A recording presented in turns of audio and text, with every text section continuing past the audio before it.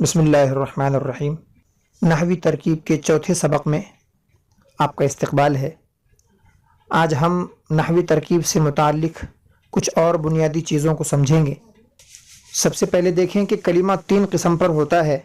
جو بھی مفرد کلمہ ہوگا وہ یا تو اسم ہوگا یا فعل ہوگا یا حرف ہوگا۔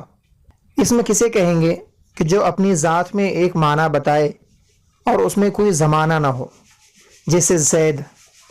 یہ جو لفظ ہے زید، یہ ایک شخص پر، ایک ذات پر دلالت کر رہا ہے، لیکن اس میں کوئی زمانہ نہیں ہے، پتہ نہیں چل رہا کہ کوئی وقت ہے ماضی کا، مضارع کا، حال کا، اس میں کوئی وقت نہیں ہے۔ اس کے بعد دیکھیں فعل۔ فعل کسے کہیں گے کہ جو اپنی ذات میں ایک معنی بتائے لیکن ساتھ میں اس میں زمانہ بھی پایا جائے۔ مثلا ضربہ، اس شخص نے پٹائی کی۔ اب اس سے ہمیں ایک بات یہ پتہ چل رہی کہ اس آدمی نے پٹائی کی، لیکن ساتھ ساتھ زمانے کا بھی پتہ چل رہا ہے کہ اس نے زمانہ ماضی میں پٹائی کی، تو فعل کے اندر زمانہ بھی پایا جاتا ہے۔ اور حرف اسے کہیں گے کہ جو اپنی ذات میں کوئی معنی اس وقت تک نہ بتلا سکے جب تک کہ کوئی اور لفظ اس کے ساتھ نہ ملایا جائے، جیسے علی، فی، کہ یہ تن تنہا اپنے معنی ادا کرنے میں قاصر ہیں جب تک ان کو کسی اور کے ساتھ ملایا نہ جائے۔ ہم ان کو مثال سے سمجھتے ہیں۔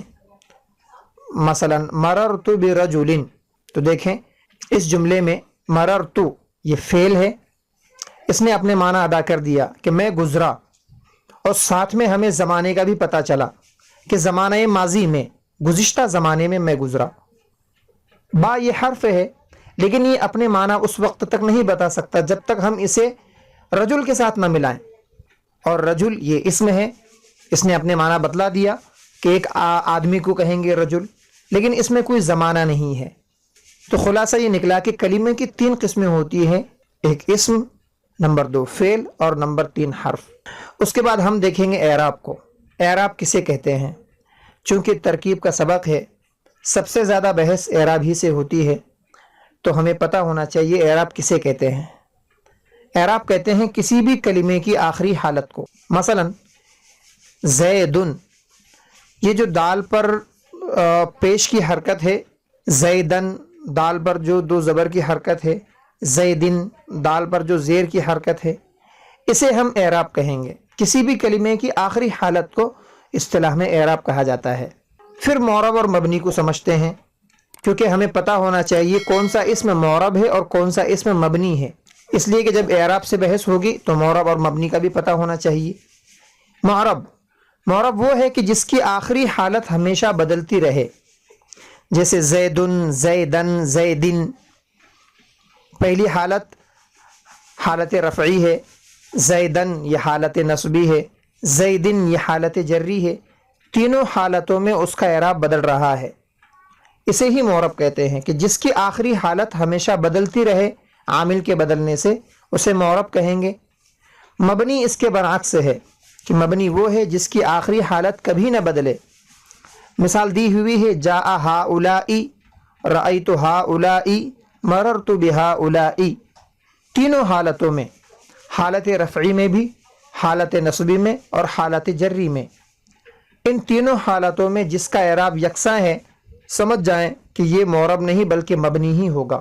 اور آخر میں یہ سمجھیں کہ اعراب کی تین قسمیں ہیں، نمبر ایک لفظی، نمبر دو تقدیری۔ ان دونوں کا تعلق معرب کے ساتھ ہے، یعنی جب بھی کوئی اسم معرب ہوگا تو اس کا اعراب یا تو لفظاً ہوگا یا تقدیراً ہوگا۔